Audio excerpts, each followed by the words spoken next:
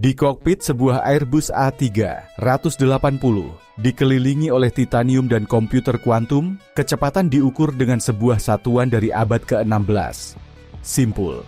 Mengapa teknologi paling maju di planet ini bergantung pada sebuah konsep dari pelaut berjanggut dan tali yang aus? Ini bukan nostalgia, ini adalah sebuah solusi teknik yang sempurna. Hari ini kita menemukan bagaimana sebuah potongan kayu sederhana dan sebuah tali yang disimpul menjadi bahasa suci, yang hari ini memandu pilot dan kapten melintasi samudera dan benua. Keputusasaan samudera kosong, masalah yang tidak memiliki solusi. Untuk memahami kejeniusan simpul, pertama-tama harus menyelam ke dalam dimensi sebenarnya dari masalah yang diselesaikannya. Kita berada di abad ke-15 atau ke-16, era penemuan berada di puncaknya. Kapal-kapal memberanikan diri melampaui tepi peta yang dikenal, menuju sebuah kekosongan biru dan menakutkan. Di darat, mengukur kecepatan adalah hal sepele. Anda melihat sebuah tiang, menghitung waktu yang Anda perlukan untuk sampai ke tiang berikutnya, melakukan sebuah pembagian. Tetapi di laut lepas, tidak ada tiang, tidak ada tengara, tidak ada jalan. Hanya ada hamparan air cair yang bergelombang, hingga menyatu dengan langit di sebuah cakrawala melingkar yang sempurna. Ini adalah kemonotonan paling berbahaya di dunia. Dalam lingkungan itu, kecepatan berhenti menjadi sebuah data yang menarik untuk menjadi rahasia fundamental untuk kelangsungan hidup. Tanpa mengetahui pada kecepatan apa Anda bergerak, navigasi adalah sebuah tindakan iman yang buta.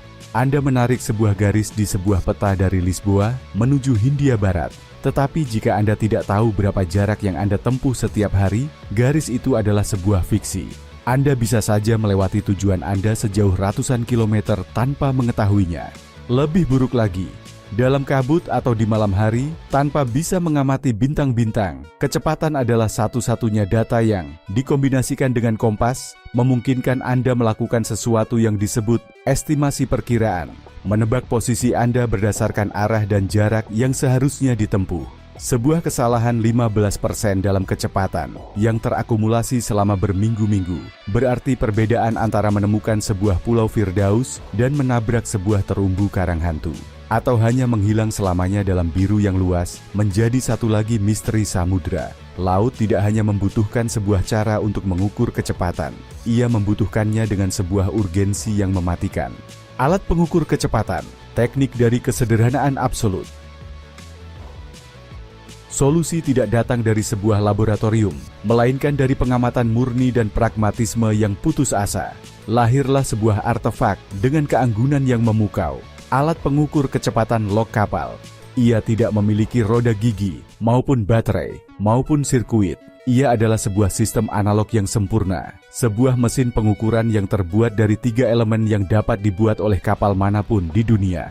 Yang pertama, jantung dari sistem, papan log. Itu bukan sekadar potongan kayu biasa.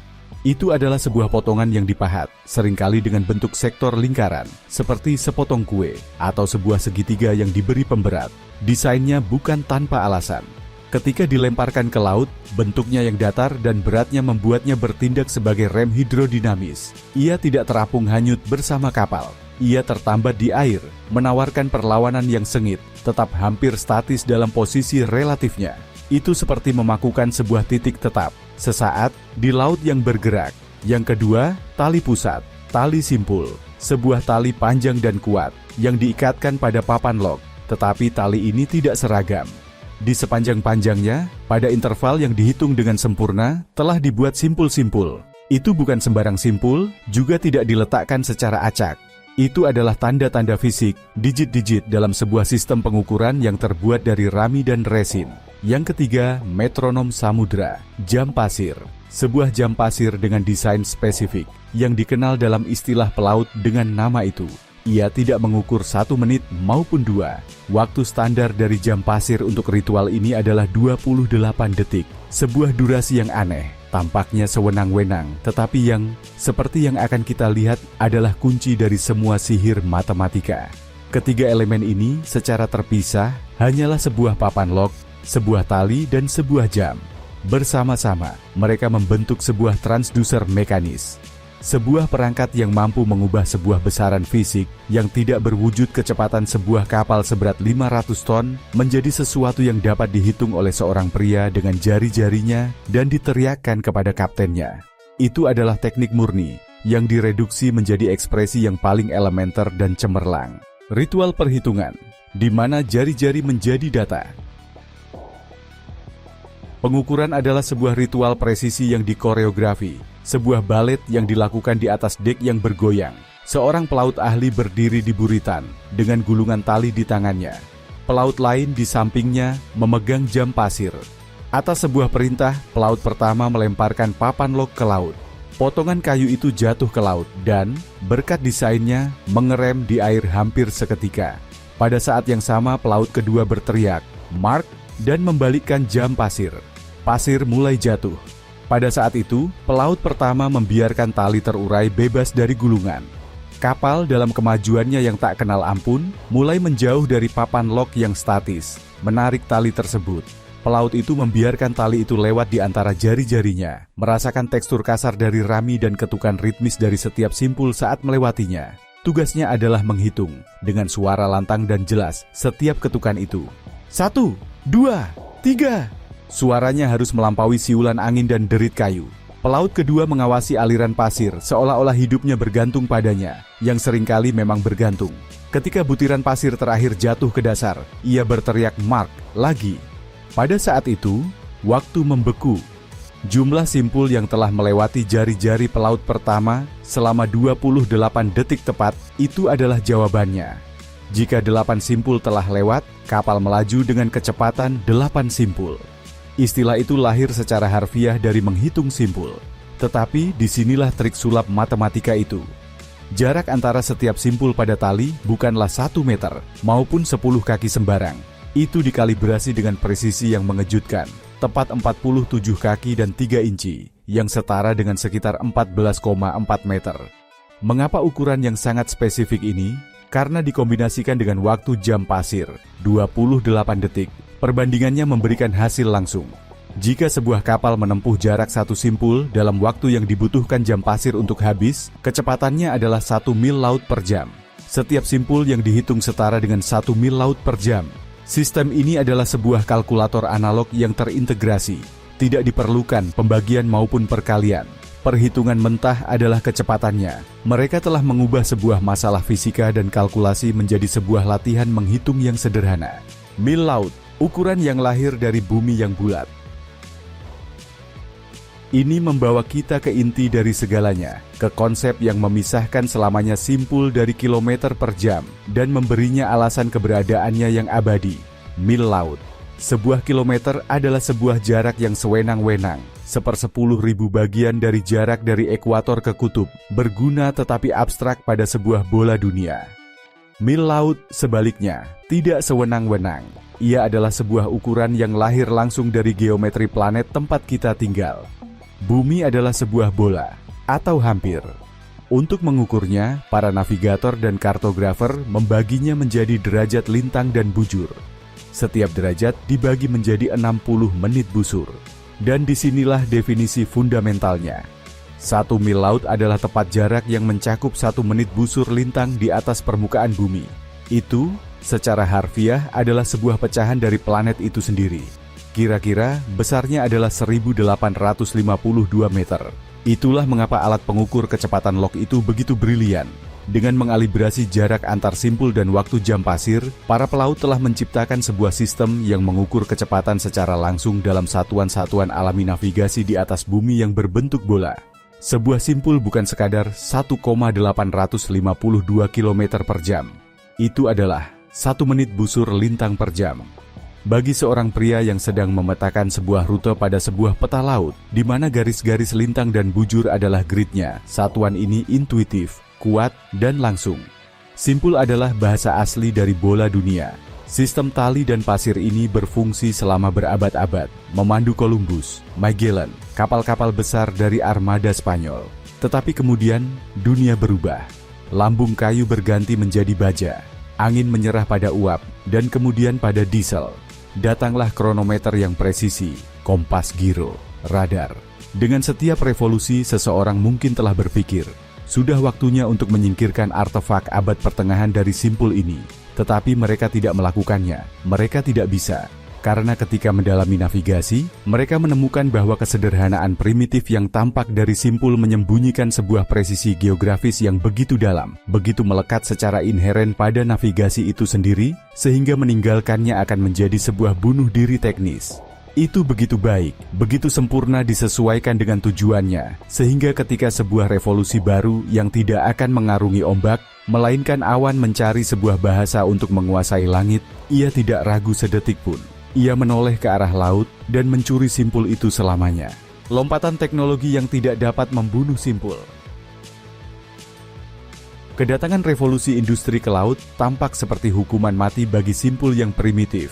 Kapal uap besi dengan mesin-mesin yang menderu dan baling-baling perunggu mereka tidak memiliki tempat untuk ritual dengan tali dan jam pasir. Navigasi menuntut presisi yang konstan, bukan pengukuran sesekali. Dan teknologi menjawabnya. Pertama datanglah alat pengukur kecepatan log mekanis, sebuah kincir kecil atau baling-baling yang diseret oleh air di samping lambung kapal berputar. Putarannya yang ditransmisikan oleh sebuah sistem roda gigi, menggerakkan jarum-jarum pada sebuah dial di anjungan, menunjukkan kecepatan secara langsung. Belakangan, pada abad ke-20, muncul sensor Doppler dan log elektromagnetik yang mengukur kecepatan dengan mengirimkan pulsa suara atau medan magnet ke air dan menganalisis gaungnya. Hari ini sistem GPS menghitung kecepatan di atas tanah dengan presisi dalam sentimeter per detik. Tetapi di sini muncul paradoks yang paling menarik dari cerita ini. Semua keajaiban teknologi ini, mulai dari kincir sederhana hingga komputer super di atas kapal, melakukan hal yang sama. Mereka mengotomatiskan dan menyempurnakan pengukuran, tetapi tidak mengubah satuannya. Data mentah yang mereka hasilkan, baik itu dari sensor Doppler atau dari GPS, diubah, diterjemahkan, dan ditampilkan, tanpa kecuali dalam simpul. Layar LCD canggih dari sebuah kapal pengangkut peti kemas ultramodern tidak menunjukkan 37,04 km per jam. Ia menunjukkan 20 simpul. Mengapa? Alasannya adalah logika yang tak terbantahkan, kompatibilitas dan standarisasi global. Selama 3 abad di mana simpul berkuasa secara mutlak, semua pengetahuan nautika dunia dibangun di sekelilingnya.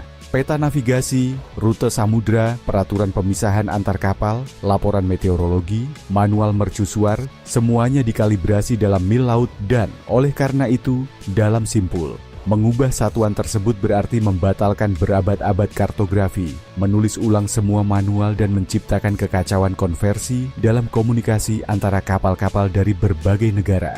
Simpul bukan lagi sekadar metode pengukuran, ia telah menjadi bahasa universal dari mobilitas di atas planet ini. Itu adalah sebuah standar yang begitu mengakar, sehingga alih-alih melawannya, setiap teknologi baru dirancang untuk melayaninya. Bahasa universal bola dunia. Mengapa GPS berbicara dalam simpul? Untuk menghargai mengapa standar ini tidak terkalahkan, seseorang harus menempatkan diri dalam posisi seorang navigator atau pilot yang sedang merancang sebuah rute jarak jauh.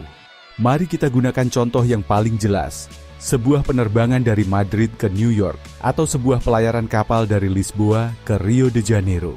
Alat fundamental Anda adalah peta, dan dalam navigasi udara dan laut, peta adalah proyeksi dari bola bumi, yang dibentuk oleh grid garis bujur dan garis lintang. 1 derajat lintang, seperti yang kita ketahui, dibagi menjadi 60 menit busur, dan setiap menit itu adalah, tepat, 1 mil laut. Bayangkan sekarang Anda adalah navigatornya. Peta Anda memberitahu Anda bahwa jarak antara 2 titik adalah 300 menit busur lintang, atau setaranya dalam bujur, yang dikoreksi berdasarkan kebulatan. Itu berarti secara langsung 300 mil laut. Jika pesawat atau kapal Anda melaju dengan kecepatan 500 simpul, perhitungan waktu penerbangan adalah sebuah pembagian sederhana. 300 mil dibagi 500 simpul menghasilkan 0,6 jam, atau 36 menit. Ini adalah aritmatika mental yang instan, karena satuan-satuan tersebut berkomunikasi satu sama lain secara alami. Sekarang, coba hal yang sama dengan kilometer per jam.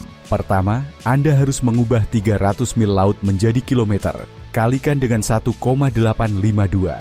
Hasilnya 555,6 kilometer. Kemudian Anda akan mengubah 500 simpul Anda menjadi kilometer per jam. Kalikan dengan 1,852 lagi. Hasilnya 926 km per jam. Akhirnya Anda akan membagi 555,6 dengan 926. Hasilnya sama, tetapi prosesnya adalah sebuah labirin konversi yang rentan terhadap kesalahan, terutama di bawah tekanan penerbangan atau di tengah badai. Simpul menghilangkan kebisingan itu. Ia adalah bahasa asli dari sistem koordinat bumi. Oleh karena itu, bahkan GPS yang menghitung posisi dengan presisi atom, menyajikan kecepatan dalam simpul secara default bagi pengguna profesionalnya. Ia berbicara dalam bahasa planet ini. Pencurian sempurna, bagaimana penerbangan mengadopsi pelaut. Ketika Wright bersaudara lepas landas di Kitty Hawk, mereka tidak hanya menemukan sebuah mesin terbang. Mereka mewarisi, tanpa disengaja, seluruh kerangka konseptual yang siap pakai. Para penerbang pionir pertama, terutama mereka yang terbang di atas laut atau dalam jarak jauh, menghadapi masalah putus asa yang sama seperti para pelaut abad ke-15, menavigasi di atas sebuah samudra langit yang kosong akan referensi, dan mereka menoleh ke tempat di mana terdapat pengetahuan yang terkumpul selama berabad-abad, ke angkatan laut. Banyak dari pilot jarak jauh pertama adalah mantan pelaut atau dilatih oleh mereka. Terminologi melompat dari dek kapal ke kokpit. Pesawat bukan sebuah mobil, itu adalah sebuah pesawat udara. Anda tidak memiliki seorang pengemudi, Anda memiliki seorang kapten atau pilot yang memimpin. Anda tidak mengikuti sebuah jalan, Anda merancang sebuah rute. Dan untuk melakukannya, Anda menggunakan peta yang sama, dengan grid lintang dan bujur yang sama. Penerbangan mengadopsi mil laut bukan karena tradisi, melainkan karena kebutuhan operasional absolut. Keselamatan di langit bergantung pada pemisahan yang tepat antara pesawat. Pemisahan itu, baik vertikal, 1000 kaki, atau horizontal, didefinisikan dalam mil laut karena itu adalah satuan yang berhubungan langsung dengan skala peta navigasi udara. Rute udara transoceanic bukan garis lurus di ruang hampa. Mereka adalah rangkaian titik lapor waypoint, titik-titik yang ditentukan oleh koordinat geografis. Jarak antar titik lapor diukur dalam mil laut. Perhitungan bahan bakar yang dibutuhkan untuk menempuh jarak tersebut, yang sangat krusial di atas samudra, di mana tidak ada tempat untuk mendarat dalam ratusan kilometer, didasarkan pada konsumsi per mil laut. Mencoba melakukan semua ini dalam kilometer akan menimbulkan risiko kesalahan yang tidak dapat diterima dan kompleksitas yang tidak perlu. Penerbangan tidak meniru laut karena nostalgia. Ia mencuri seluruh sistem operasinya, karena itu adalah satu-satunya yang berfungsi pada skala planet. Ritual tak terlihat, simpul di kursi jendela Anda. Sekarang bawa konsep ini ke pengalaman Anda yang paling sehari-hari. Lain kali Anda bepergian dengan pesawat. Jika Anda memiliki kursi di samping jendela, lihatlah layar informasi yang sering diproyeksikan di hiburan dalam pesawat. Di sana, di antara ketinggian dan suhu luar, Anda akan melihat sebuah data, kecepatan, dan kemungkinan besar itu dinyatakan dengan sebuah K, diikuti oleh sebuah angka, misalnya K480. Huruf K itu bukan berarti kilometer, itu adalah singkatan internasional untuk simpul, dari bahasa Inggris knots. 480 simpul itu adalah kecepatan sebenarnya dari pesawat terhadap udara, kecepatan jelajahnya. Itu adalah data yang dipantau pilot secara konstan. Bahkan di darat, warisan itu tetap ada. Sebuah kapal layar balap berkinerja tinggi berlayar dengan kecepatan sekitar 12 simpul. Sebuah kapal transatlantik seperti zaman dahulu, sekitar 23 simpul. Sebuah kapal selam nuklir bergerak secara diam-diam pada kedalaman tertentu dengan jumlah simpul tertentu.